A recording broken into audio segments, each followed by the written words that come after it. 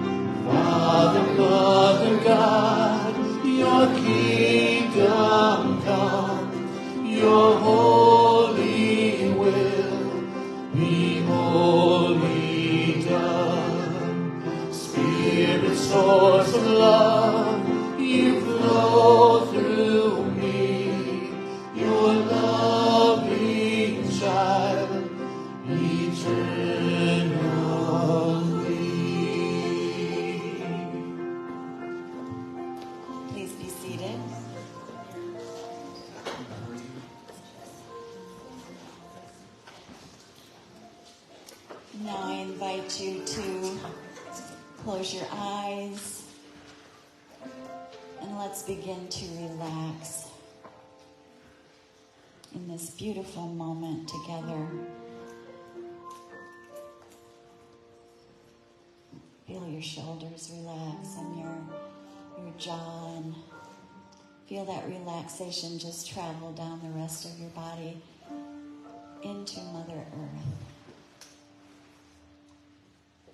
Let's take our 3 deep fellowship breaths together with an audible ah on the out breath. Let's breathe in.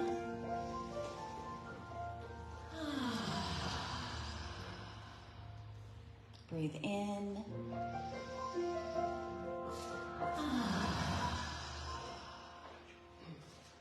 Breathe in.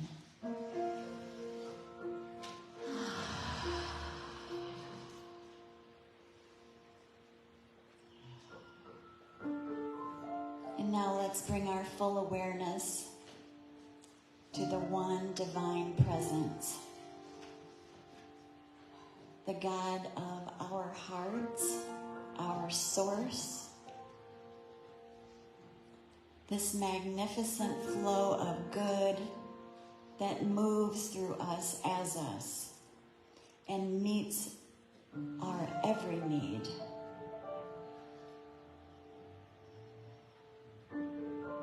We affirm that the freedom of God is my freedom. The power of God is my power. And the peace of God is my peace.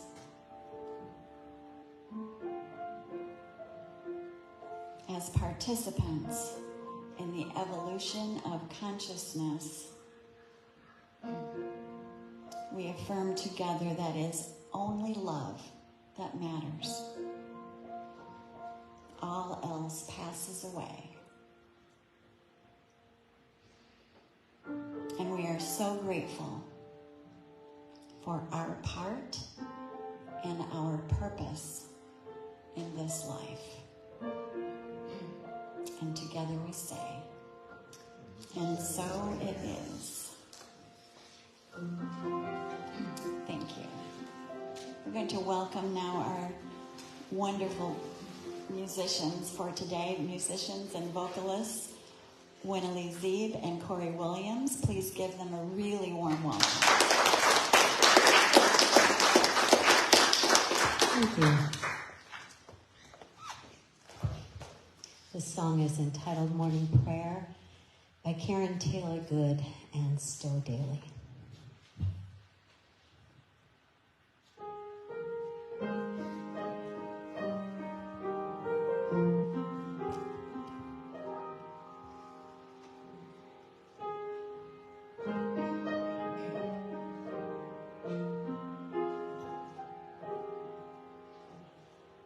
Before the craziness begins, I breathe deep and go within.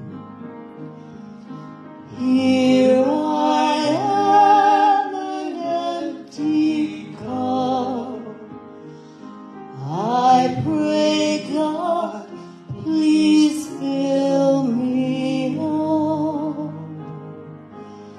Help me see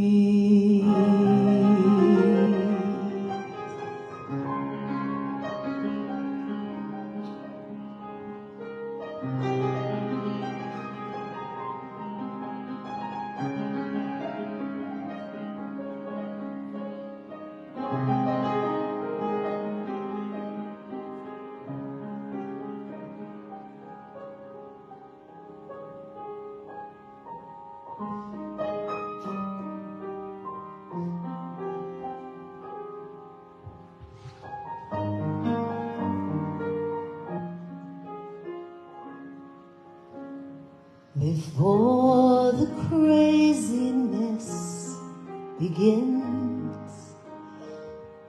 I breathe deep and go within. Here I am, an empty cup. I pray, God, please fill me up. Help me see your grand design. Lead me to a quiet mind. One more time, I breathe you in before the craziness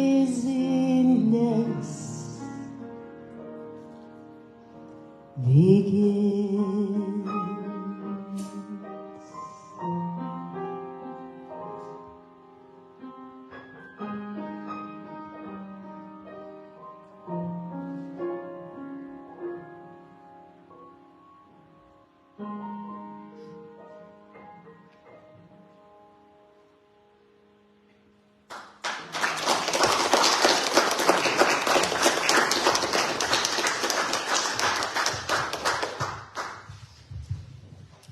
That was breathtaking.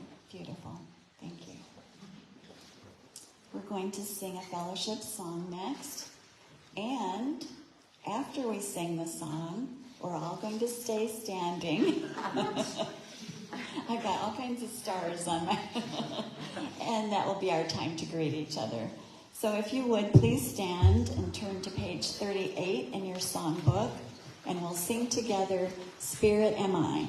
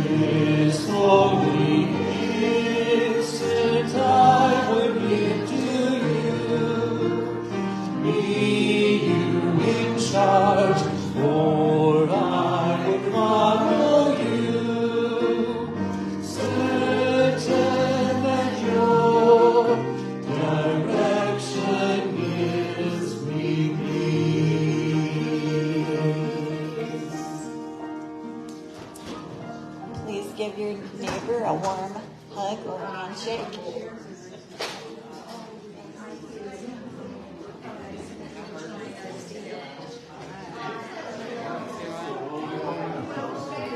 I have bananas in my bag. Oh, she has bananas. It's like a oh, yeah. Fine.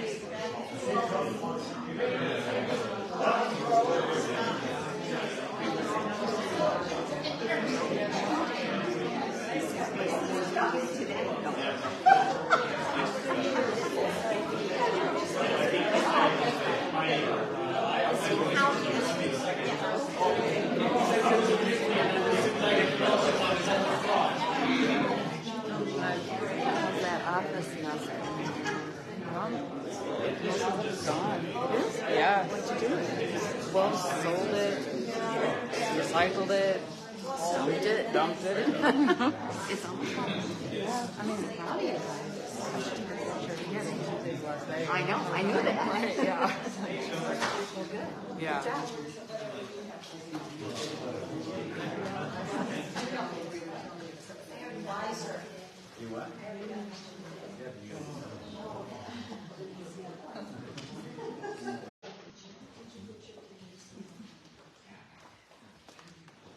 And now it is my pleasure to introduce our speaker for this afternoon. Please give Bill Diedrich a warm welcome.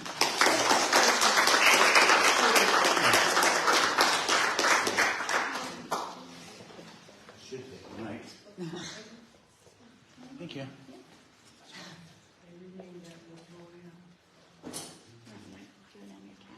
I guess. All right.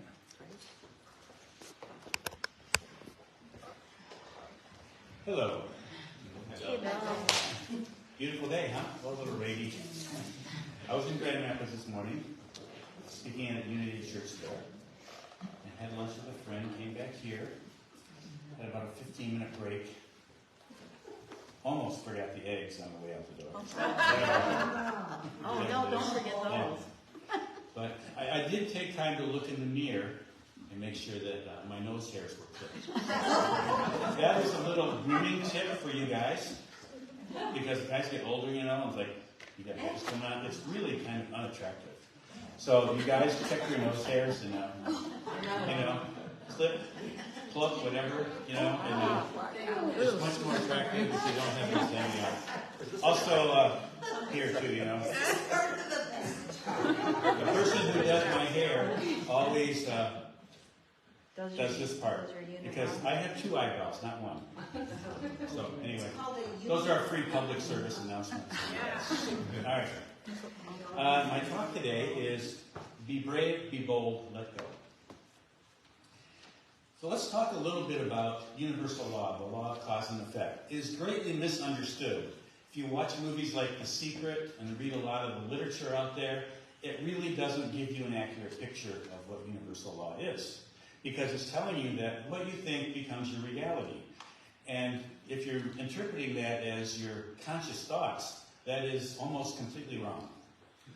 Because it's not your conscious thoughts, it's your unconscious ones. Your subconscious, let's call it the subconscious. Your conscious thoughts are like the proverbial iceberg, the little bit that you see above the water, and everything else, the subconscious, is what's below. And that's the part where all the pain is, the trauma and everything else. And if you don't deal with that, you can change your thoughts, you can do affirmations for days. I know, because I did that when I first was introduced to the new thought. You can do that, and you won't find any improvement. Actually, you might find things get worse, because you're repeating things that your subconscious doesn't believe and refuses to believe. So you have to deal with those inner things. Universal law is not what you think becomes your reality. It's who you are being. Your consciousness becomes your reality. What's going on around you and in your body and everywhere else, your relationships, is a manifestation of your consciousness. So our role here on this planet is to expand our consciousness. And as we do that, we heal, and we can make changes. Though in the spiritual path, sometimes things can become more painful, because as you're, I hate to say growing spiritually, but as you're developing spiritually, more of the barriers come up. And so you might think, oh, I've been on the spiritual path, and I have all these illnesses. What am I doing wrong? You're not doing anything wrong. It's just what is in your attractor field. That's what the law of cause and effect is. Everyone has an attractor field. That is, it's a magnetic field, an energetic field that's in you and all around you, and it draws to you every experience that you have. Now, sometimes people say, well, I got the flu, I didn't draw that to me, it's just going around. No, you drew it to you, either by right of your individual consciousness or the group consciousness that believes in the flu. Because not everybody gets it. If you go back to Europe in the Middle Ages, people got the bubonic plague and died from it. They didn't all get it. And a lot of people were there as nurses and in a physician role, and they didn't get it. How come? There was no magic medicine they were taking. It wasn't in their consciousness. If it's in your consciousness, again, it's not that you did something wrong. You're not being punished. It's just the way things work here on planet Earth. So your state of consciousness is much more than your conscious thoughts. The beneath, think of the iceberg again, the beneath includes emotions. It includes identities what you identify with. Some people identify with their physical condition. I'm a diabetic, I'm an arthritic, I'm this, I'm that. I would say, don't do that. It's just a condition. It's not who you are. Or I'm divorced. Or when people lead with those kind of sentences, you find that they're identifying with those situations in life. And that just keeps you where you are. It's like, yeah, it happened, or maybe it's happening, but it's not who you are. So don't identify.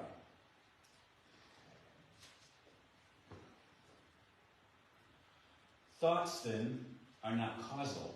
Thoughts are symptoms.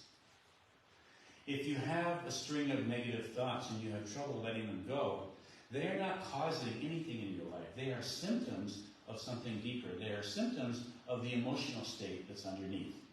And once you resolve the emotional state, once you let it go, you don't attract those thoughts anymore. We like to think that the thoughts that we have originate in our brain, but our mind is more like a receiver. We attract those kind of thoughts. When I was younger, I had issues with jealousy. And so I would think those kind of thoughts, I would have those kind of fantasies. And at some point in my life, I resolved that. And I did it pretty quickly because it just came to me. It's like, why am I doing this to myself? And so I was able to dive into it and let it go. And since that time, and that was many decades ago, I don't even have those kind of thoughts. I don't get those thoughts anymore. I don't have those kind of fantasies, which were very painful. Why was I doing that to myself? Because I didn't attract those thoughts.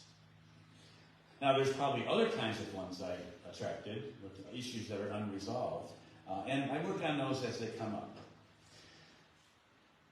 So how do we get through this? Well, what we need to do first is acknowledge what is. Stop resisting what you feel, what you're thinking, what you're going through. It is. I like the title of the book, Byron Katie's book, Loving What Is. Just love what is. Instead of thinking, I should be different, I want it to be better, I want to get rid of this condition, love what is. And how do you love it? You accept it. It is. This is my current reality, and I'm going to embrace it. If there's pain involved, I'm going to accept it and embrace it. And that's how you move through it. I said many, many times up here, quoting David Hawkins actually, is every negative emotion has an expiration date. But it only has that if you let yourself feel it. If you don't let yourself feel it, if you're resisting it, which is what most of us do, if you're avoiding it, if you're projecting it, if you're rejecting it, it hangs in there. And it becomes physical manifestations in your body. It becomes relationship issues or financial issues in your life. Every issue in your life then, whether it's a physical one or a relational one, is an opportunity. It's an opportunity saying, here I am, deal with me. And if you can do that, you'll feel a lot better. Now, I should add this. If you know somebody who's going through something, pain in their body, pain in the relationship, please don't tell them, hey, this is an opportunity for you. Say instead, I'm really sorry you have to go through that. I don't know, did any of you ever read the book by Ken Wapnick called Kindness?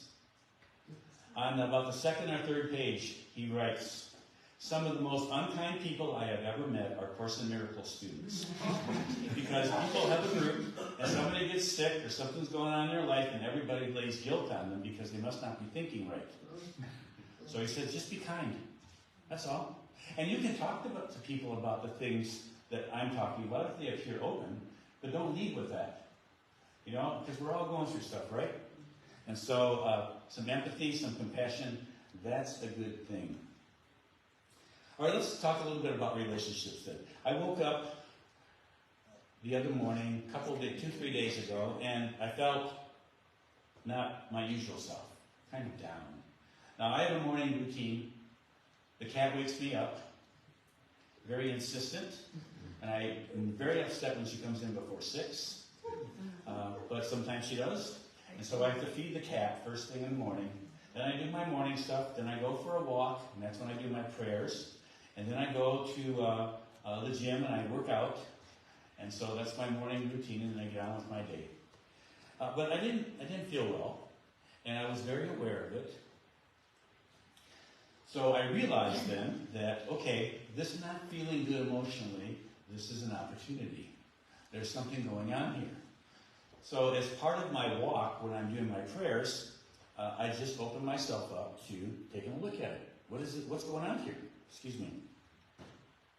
And I realized that it was tied to a phone call I had with a family member over a week ago. And that phone call was a little bit, it felt weird, kind of awkward. It wasn't terrible, but it was kind of weird, awkward. And so I just stepped back from it instead of blaming the family member, because it's never the other person's fault. I want to tell you that. It's never the other person's fault. If you're feeling bad, if you're feeling angry, your feelings are your feelings. That's not to say people don't do things that are inappropriate or wrong or bad. It's just that you're in charge of you. And you have to look at what's your part. Because there's not a linear cause and effect to negative interactions and relationships. Whatever happens is a result of the whole context. You have to look at the context of the relationship. Because it's not just you. It's easy to say, well, if this person wouldn't do this and this and this, then I would. No, that's not valid. Because you are acting out your stuff too, just as they're acting out theirs. So I looked at it and I saw, it got off to a bad start, really because I misinterpreted this phone call. I assumed that the person was not happy with me because I didn't respond to a text. But actually, the person was just checking on me. Are you okay? And so I set the tone for that conversation. So now do I rush and call that person back up? No, because I want to look into it more and because I want help. And so I go into prayer and I say, you know what? I don't really know what to do here with this whole situation. I acknowledge my part. I take responsibility. Show me the way. Help me to see this clearly. And I'll tell you what happened. As soon as I did that prayer, and I'm out there walking, suddenly this heavy weight was lifted off of me, and I felt great. I just felt great because I let it go. So where's the be brave, be bold, let go part of this title? Be brave. Everybody here is probably going through something, right? Something small, maybe something big, whether it's a physical thing, like an illness or something, or a relationship thing, or financial. Everybody's going through something, or several somethings. If you're sitting here, then I already know that you're brave. Because you got up this morning, and you went back into the world, and you did your thing. And if you're online, same thing. If you're getting up every morning, and you're doing your thing, then you're already brave. Bold is taking that next step and dealing with it head on, with whatever's going on, and taking responsibility for it, and accepting, embracing, looking at yourself, that sort of thing. It's a parallel path. If you have illness, do whatever medical stuff you need to do. The medical world, or the naturopathic world, or chiropractic, or energy healers, whatever you do. That's your choice, and I'm not here to talk about that. I'm talking about the parallel path of taking a look at you and for you to take a look at you and say, what's this about? What is going on that I feel this way? That I have this illness? What feelings have I rejected that are now manifesting as these symptoms in my body? What am I projecting onto this person in my life that I have a relationship issue with? Where am I not forgiving? To ask those kinds of questions and to non-judgmentally answer them. It has to be non-judgmental. The condemnation, the guilt, that just sets you backwards. Just let that stuff go. Alrighty, so physical symptoms.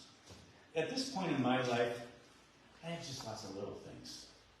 You know, I have to be specific, my right ankle has neuropathy. My knee gets sore on my left side. My lower back hurts when I walk sometimes. I know that all those things are symptoms of something deeper. And so my task right now, and I am into it, is to look at what is the cause of the cause. Now, I can look at it and say, well, it's because I did this or because I did that. Like, well, what if my deal was, oh, my belly's way too big. And I could say, well, the cause is I ate too many sweets. Well, that's really not the cause. The cause is, why do I eat so many sweets? Why do I feel the need to gorge myself on cookies and donuts and things like that? I don't gorge myself on them, but I have in the past.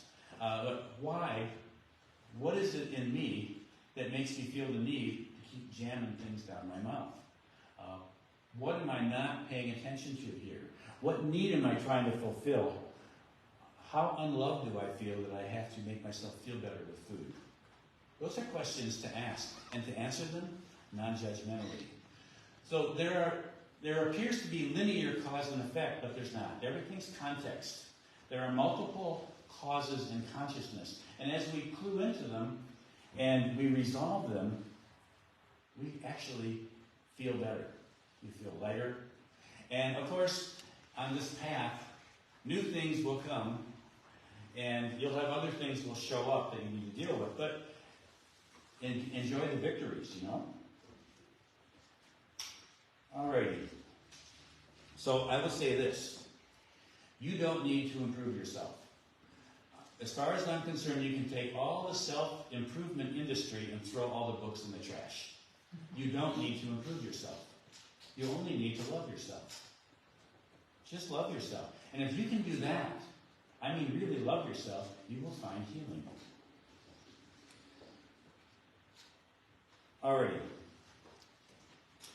The other thing, the letting go part, is recognize you don't have control. You are not in control. You have a hard enough time just trying to control how you feel and what you think. You're not in control of the world. I'd like to say that if I do all the right things, if I explore my consciousness, if I take good care of my body, that I'm not going to get sick.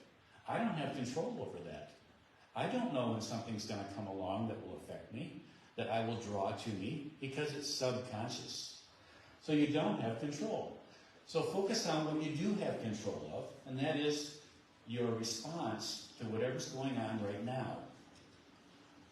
And if you respond with love, acceptance, and embracing, then it'll help you get through it. If you respond with fear, resistance, rejection, projection, why is this happening to me?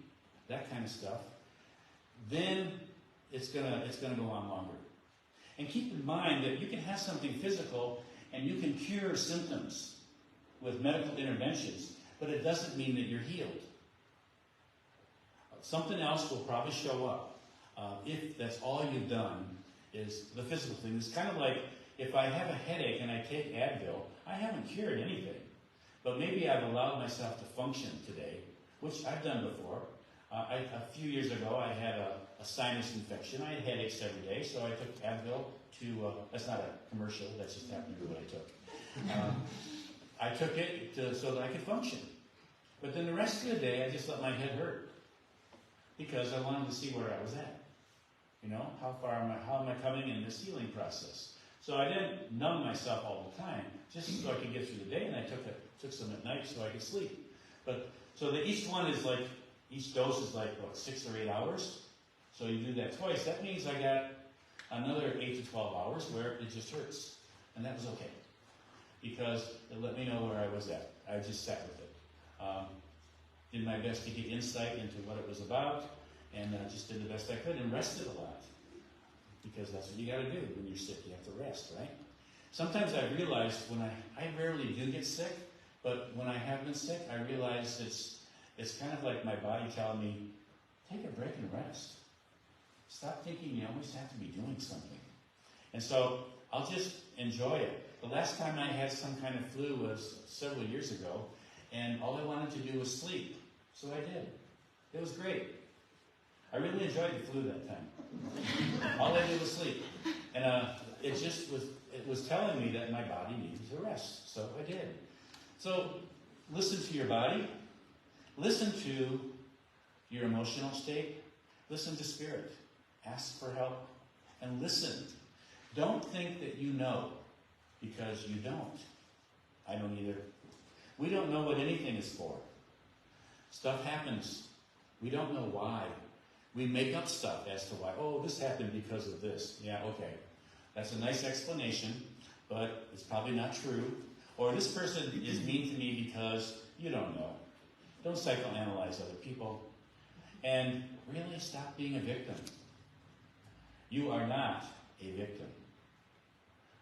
Let me say that again. You are not a victim. I don't care what's been done to you in your life. You were abused, whatever. Maybe at the moment it happened, you were a victim, but now, it's later, the only person victimizing you is you. Because you keep thinking about it. You keep not forgiving. You keep, well, you, not you personally, okay? But whoever's out there doing that. You, the person, keeps thinking about it and going through rehearsing interactions in the mind. Have you ever done that? Where you're rehearsing interactions with somebody you're in conflict with? Yeah. Why?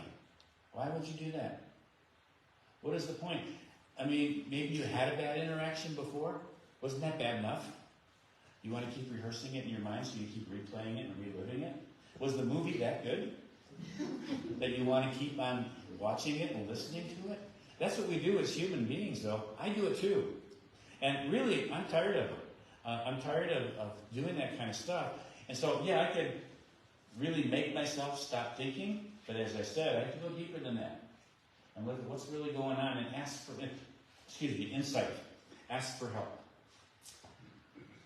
Okay, so sometimes, though, we get stuck, don't we? Like, we want to get out of this, like, whatever negative mode. It's really got us. It could be depression or something like that.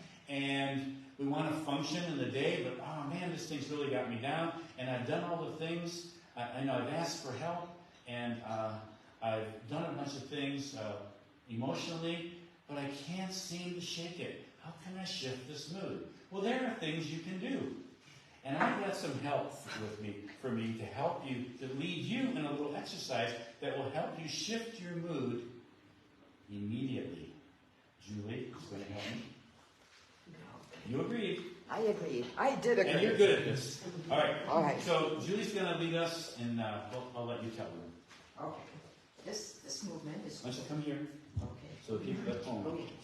This is called the Breath of Joy movement. And I know a few of you in the classes we've done that before.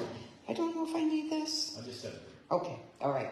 Okay. If you're able, could you please stand? And this actually can be done seated as well. So feel free to do that too. Okay. We're going to swing our arms up, back, up. And then when we do it the fourth time, it's going to be an exhale with a H-A, ha, from the back of your throat. So it's like 3 sips of air on your inhale. So it'll be inhale, inhale, inhale, ha, ha, in, ha, ha, ha,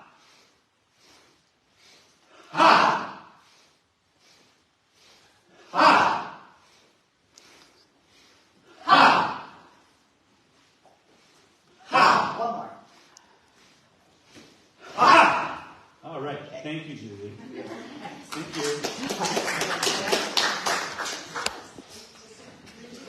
So if you need a little mood shifter, there are other ones too, but that's one of the quickest ones that actually I learned from Julie. And I have to remember to do it more often too. It's very fun to do with a group, isn't it? When we're all doing it, we create a lot of... Can you feel that positive energy in the room now? That we all can tap into? And so you can do it when you're by yourself too. And put a smile on your face when you do it, even if you don't feel like smiling. And you'll find it'll help you to shift. Another thing that I do is I just establish really great posture. I mean, if you're feeling down and you're like this, it helps you to feel down. But if you're standing up straight and you're breathing deeply, and you have good posture, that can help to lift. So these are just little tools. You still have to do your work, your spiritual work, your emotional work, those sorts of things. But little techniques like this can be very helpful. And I should say that if you want more of those kinds of techniques that help you in terms of working with your body, you should come to Julie's class on Monday, right here at 4 p.m. We have a lot of fun there. Don't we have it? All right. Okay. So be brave. You already are. Be bold. Step up and take a look at what's going on. Face it. And be non-judgmental. And let go, because you are not in control. Let go and let God. Thanks, everyone.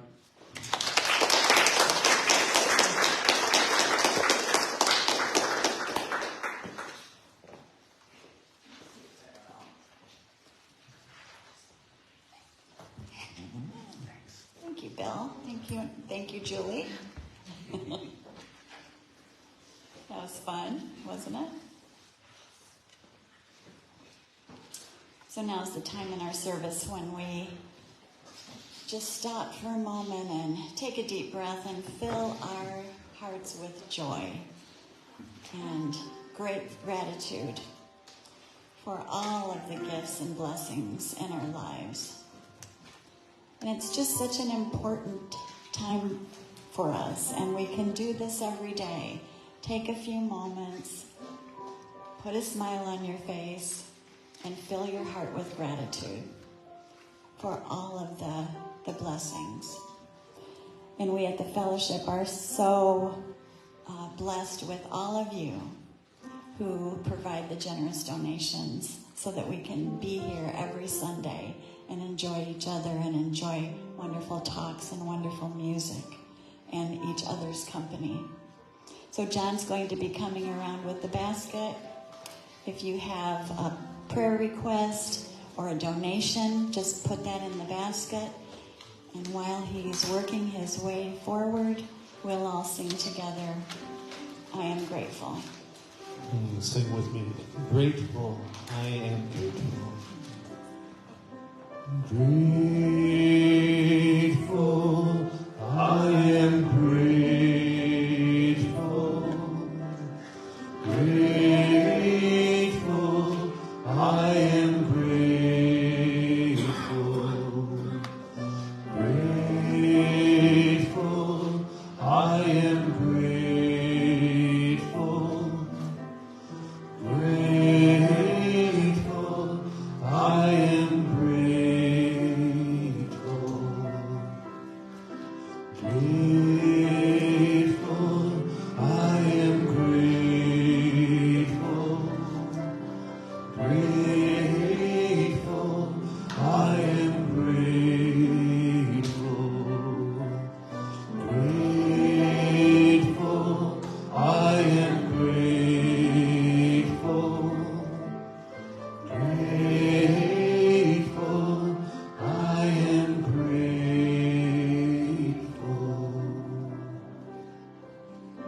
Thank you for your generosity, and now I'd invite you to say the blessing of our tithes and offerings on the front of your bulletin.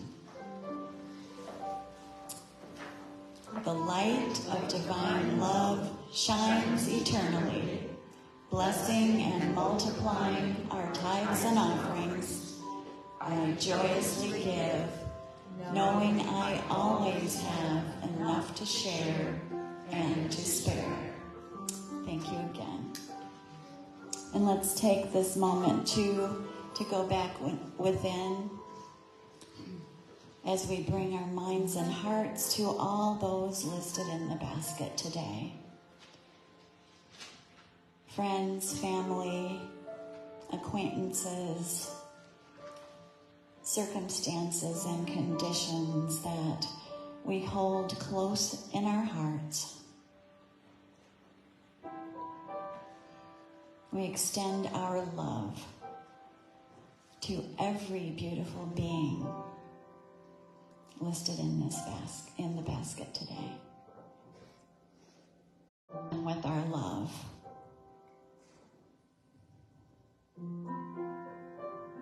And we see them accepting it and allowing it into their hearts. Finding ways to be joyful and find resolution, find peace. Knowing that Spirit is with them always. Knowing that they are a manifestation of the one divine love. And together we say, and so it is. Special music, thank you.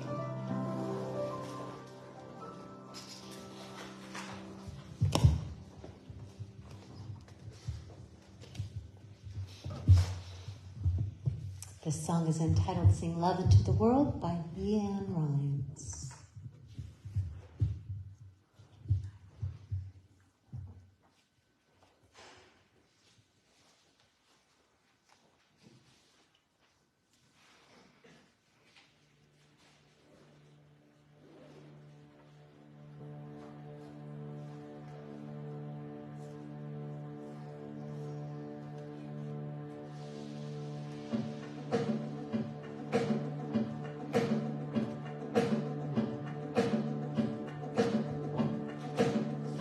I speak love into the world. I sing love into the world. I speak love into the world. I sing love into the world. I sing love into the world. Won't you sing with me now? Sing love into the world. Won't you sing with me now? Sing love into the world. I add love into the world. I sing love into the world. I add love into the world. I sing love into the world. I sing love into the world. Won't you sing with me now? Sing love into the world. Won't you sing with me now?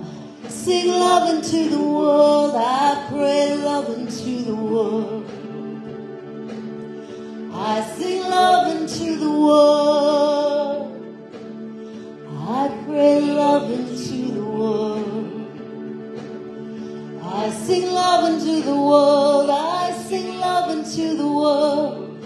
Won't you sing with me now? Sing love into the world. Won't you sing with me now? Sing love into the world. I send love into the world. I send love into the world. I send love into the world. I sing love into the world. I sing love into the world. Won't you sing with me now? Sing love into the world. Won't you sing with me now? Sing love into the world.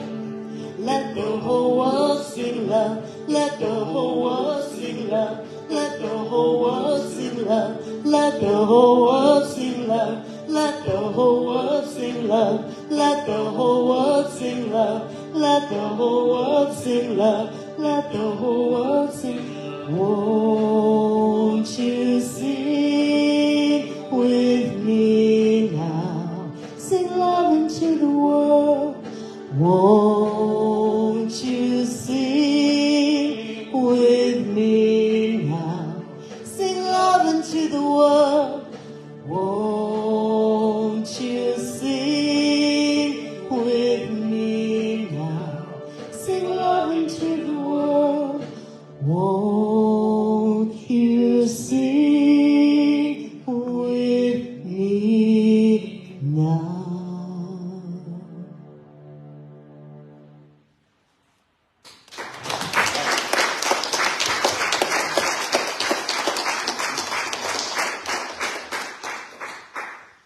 Really, really beautiful music today.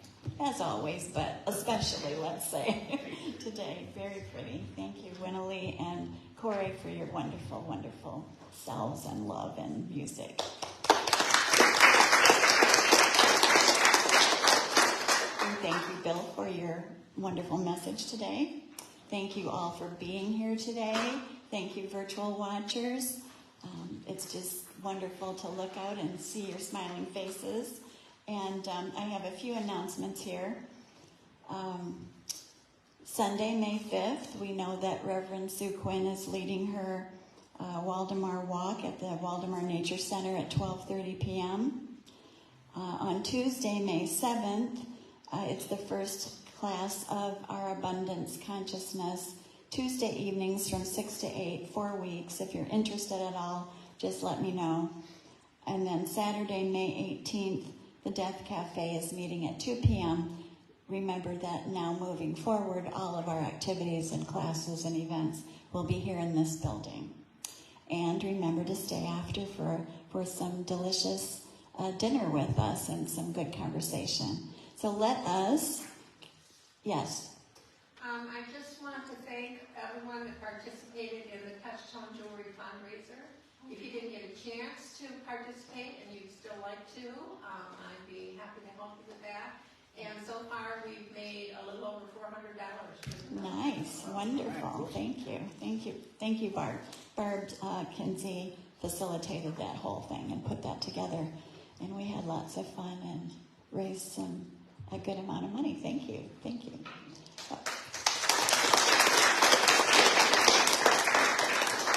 And also just another reminder to watch the e-announcements for Barb's Healthy Living videos. I think you still have something coming out this next week. Okay, good. All right, let us join together in our peace circle and say our closing blessing.